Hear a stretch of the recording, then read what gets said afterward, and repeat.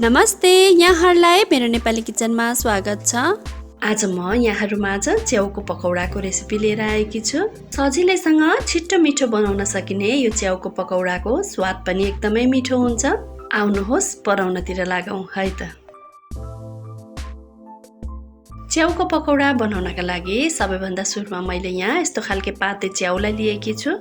अब यो च्याउलाई मैले यसरी लामो लामो टुक्रा पारेर केलाएकी छु।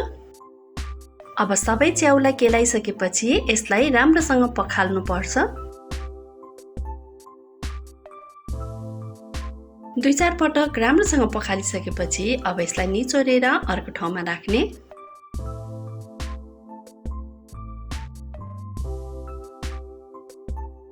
अब चाहिँ च्याउ मेरिनेट गर्नका लागि हामी मसला तयार गर्छौं। यसको लागि मैले एउटा मिक्सीको जारमा लसुनलाई राखे। यसरी नै 2 टुक्रा अदुवालाई पनि राखे।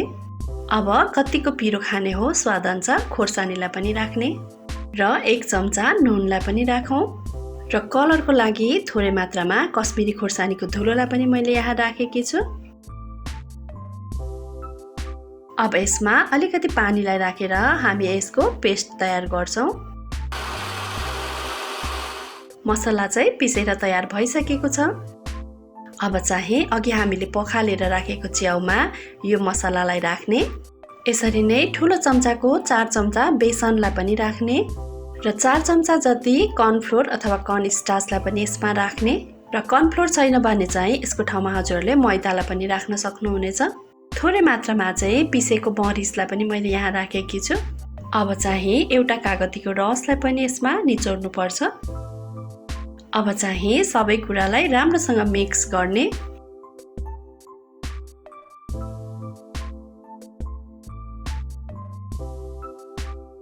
अब यसरी मेरिनेट भइसकेको च्याउलाई हामीले 5-10 मिनेटसम्म छोपेर राख्नु पर्छ।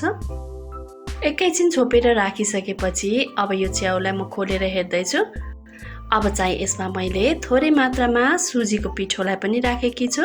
यसरी सुजी राख्दा चाहिँ हाम्रो यो च्याउको पकौडा एकदमै क्रन्ची बन्छ र अलिकति गिलो भएको जस्तो लाग्यो भने चाहिँ अलिकति बेसन अथवा मैदालाई पनि थपिदिन सक्नुहुनेछ।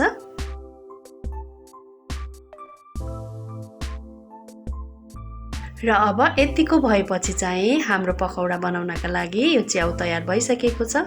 अब चाहिँ ग्यासमा एउटा प्यानलाई बसालेर यसमा म तेललाई राख्दै छु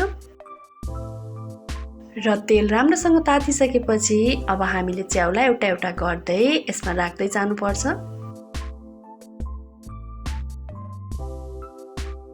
र ग्यासको फ्लेम चाहिँ हामीले मिडियममा राख्नु पर्नेछ।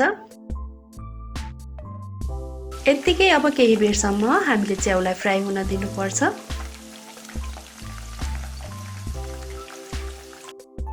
अब एकापट्टि फ्राई भइसकेपछि च्याउलाई हामीले बिस्तारै यसरी छुट्याउँदै अर्कोतिर फर्काउनु पर्छ।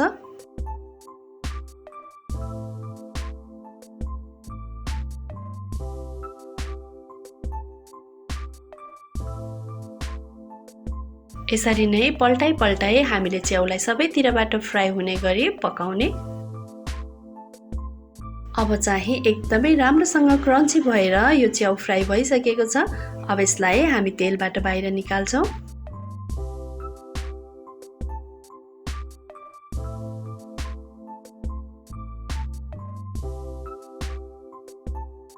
यसरी नै बाँकी रहेको च्याउलाई पनि फ्राई गर्दै जाने।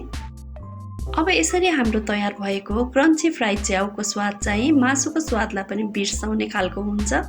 यदि हजुरहरू भेजिटेरियन हुनुहुन्छ भने हजुरहरूको लागि पनि यो एकदमै मिठो डिस हुन सक्छ र हेर्दै खाउँ खाउँ लाग्ने हाम्रो यो च्याउको पकौडा खानाका लागि रेडी छ। अब हजुरहरूले यसलाई स्न्याक्स अथवा खानासँग जेसँग पनि सर्भ गर्न सक्नुहुनेछ र हजुरहरूले पनि घरमा एकपटक च्याउको पकौडा यसरी नै बनाएर अवश्य पनि ट्राई गर्नुहोला। यो छिटो र मिठो बन्नेछ। आशा छ हजुरहरूलाई मन पर्नेछ। यहाँहरूलाई मेरो भिडियो कस्तो लाग्यो? मन पर्यो भने लाइक, कमेन्ट र शेयर अवश्य पनि गरिदिनु होला। यहाँहरूले मेरो नेपाली किचनको फेसबुक पेज र इन्स्टाग्राममा पनि मलाई फलो गरिदिनु होला र यदि च्यानललाई सब्स्क्राइब गर्नुभएको छैन भने सब्स्क्राइब गरेपछि छेउमा रहेको बेल आइकनलाई अवश्य क्लिक गरिदिनु होला। यसले गर्दा मेरो नयाँ नयाँ भिडियोहरूको नोटिफिकेसन यहाँहरूमाझ सजिलै आउने गर्छ।